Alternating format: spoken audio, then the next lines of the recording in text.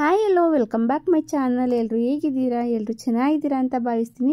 ದಿಢೀರಂತೆ ಬೇಗನೆ ಮಾಡಬಹುದಂತ ಸಿಂಪಲ್ ಆಗಿರುವಂಥ ರೈಸ್ ಬಾತ್ ರೆಸಿಪಿನ ನಿಮ್ಮ ಜೊತೆ ಶೇರ್ ಮಾಡ್ತಾ ಇದ್ದೀನಿ. ಬನ್ನಿ ಯಾವ ರೀತಿ ಮಾಡೋದಂತ ನೋಡೋಣ.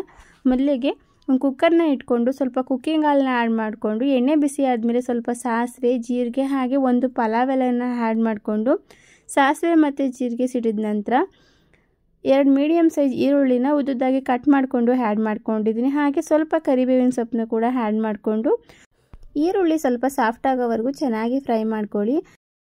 ಹಾಗೆ ಸ್ವಲ್ಪ ಒಣ ಬಟಾಣಿ ಕಾಳನ್ನ ಕೂಡ ನೆನೆಸಿಟ್ಕೊಂಡಿದ್ದೆ, ಬಟಾಣಿ ಕಾಳನ್ನ ಆ್ಯಡ್ ಮಾಡ್ಕೊತಾ ಇದ್ದೀನಿ.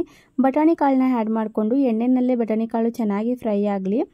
ಹಾಗೆ ರುಚಿಗೆ ತಕ್ಕಷ್ಟು ಉಪ್ಪನ್ನು ಆ್ಯಡ್ ಮಾಡ್ಕೊತಾ ಇದ್ದೀನಿ. ಈರುಳ್ಳಿ ಬಟಾಣಿ ಕಾಳು ಸ್ವಲ್ಪ ಹೊತ್ತು ಚೆನ್ನಾಗಿ ಫ್ರೈ ಮಾಡ್ಕೊಂಡಾದಮೇಲೆ ನಾನಿಲ್ಲಿ ಒಂದು ಟೊಮೆಟೊನ ಕಟ್ ಮಾಡಿ ಆ್ಯಡ್ ಮಾಡ್ಕೊಂಡಿದ್ದೀನಿ. ಇದು ಸಿಂಪಲ್ಲಾಗಿ ನಾನು ಸ್ವಲ್ಪನೇ ರೈಸ್ ಬಾತ್ ಮಾಡ್ತಿರೋದ್ರಿಂದ ಸ್ವಲ್ಪನೇ ಇಂಗ್ರೀಡಿಯೆಂಟ್ಸ್ನ ಹಾಕ್ಕೊಂಡು ಮಾಡ್ಕೊತಾ ಇದ್ದೀನಿ. ಹಾಗೆ ಇಲ್ಲಿ ಸ್ವಲ್ಪ ಒಂದು ಅರ್ಧ ಗೆಡ್ಡೆಯಷ್ಟು ಈರುಳ್ಳಿ, 1 ಗೆಡ್ಡೆ ಬೆಳ್ಳುಳ್ಳಿ, 1-2 ಇಂಚಷ್ಟು ಶುಂಠಿ, ಸ್ವಲ್ಪ ತೆಂಗಿನಕಾಯಿ ತುರಿ, ಹಾಗೆ ಸ್ವಲ್ಪ ಕೊತ್ತಂಬರಿ, ಹಾಗೆ ಸ್ವಲ್ಪ ಕರಿಬೇವಿನ ಸೊಪ್ಪನ್ನ ಕೂಡ ಗ್ರೈಂಡ್ ಮಾಡಿಕೊಂಡು ಮಸಾಲಾನ ರೆಡಿ ಮಾಡಿ ಇಟ್ಕೊಂಡಿದ್ದೆ. ಮಸಾಲಾನ ಆ್ಯಡ್ ಮಾಡಿಕೊಂಡು ಚೆನ್ನಾಗಿ ಹಸಿ ವಾಸನೆ ಹೋಗೋವರೆಗೂ ಚೆನ್ನಾಗಿ ಫ್ರೈ ಮಾಡ್ಕೊತಾ ಇದ್ದೀನಿ. ಹಾಗೆ ನನ್ನ ಚಾನಲ್ಗೆ ಇನ್ನೂ ಯಾರೆಲ್ಲ ಸಬ್ಸ್ಕ್ರೈಬ್ ಮಾಡ್ಕೊಳ್ಳದೆ ವಿಡಿಯೋ ನೋಡ್ತಾ ಇದ್ದೀರೋ ಪ್ಲೀಸ್ ಸಬ್ಸ್ಕ್ರೈಬ್ ಮಾಡಿಕೊಂಡು ವಿಡಿಯೋನ ಪೂರ್ತಿ ನೋಡಿ. ಹಸಿ ಮಸಾಲ ವಾಸನೆ ಹೋಗೋವರೆಗೂ ಚೆನ್ನಾಗಿ ಫ್ರೈ ಮಾಡ್ಕೊಂಡಾದಮೇಲೆ ನಾನಿಲ್ಲಿ 1 ಸ್ಪೂನ್ ಗರಂ ಮಸಾಲ ಹಾಗೆ ಒಂದು ಅರ್ಧ ಸ್ಪೂನು ಸಾಂಬಾರು ಮಸಾಲ ಪೌಡರ್ನ ಆ್ಯಡ್ ಮಾಡ್ಕೊಂಡಿದ್ದೀನಿ. ಸಾಂಬಾರು ಮಸಾಲ ಪೌಡರ್ ಮನೆಯಲ್ಲೇ ಮಾಡ್ಕೊಂಡಿರ್ತೀವಲ್ವ, ಹುಳಿ ಸಾಂಬಾರಿಗೆ, ವೆಜ್ಗಾಗಿರ್ಬೋದು ನಾನ್ ವೆಜ್ಗಾಗಿರ್ಬೋದು, ಅದೇ ಸಾಂಬಾರು ಮಸಾಲ ಪೌಡರ್ನ ಒಂದು ಅರ್ಧ ಸ್ಪೂನು ಆ್ಯಡ್ ಮಾಡ್ಕೊಂಡಿದ್ದೀನಿ. ಮಸಾಲ ಪೌಡರ್ನ ಆ್ಯಡ್ ಮಾಡಿಕೊಂಡು ಚೆನ್ನಾಗಿ ಒಂದು ಮಿಕ್ಸ್ ಕೊಟ್ಟು 1 ಗ್ಲಾಸಷ್ಟು ಅಕ್ಕಿನ ತೊಳ್ಕೊಂಡು ಅಕ್ಕಿ ಜೊತೆ ಮಸಾಲ ಎಲ್ಲ ಒಂದಾಗೆ 1 ನಿಮಿಷ ಚೆನ್ನಾಗಿ ಮಿಕ್ಸ್ ಮಾಡ್ಕೊಳ್ಳಿ.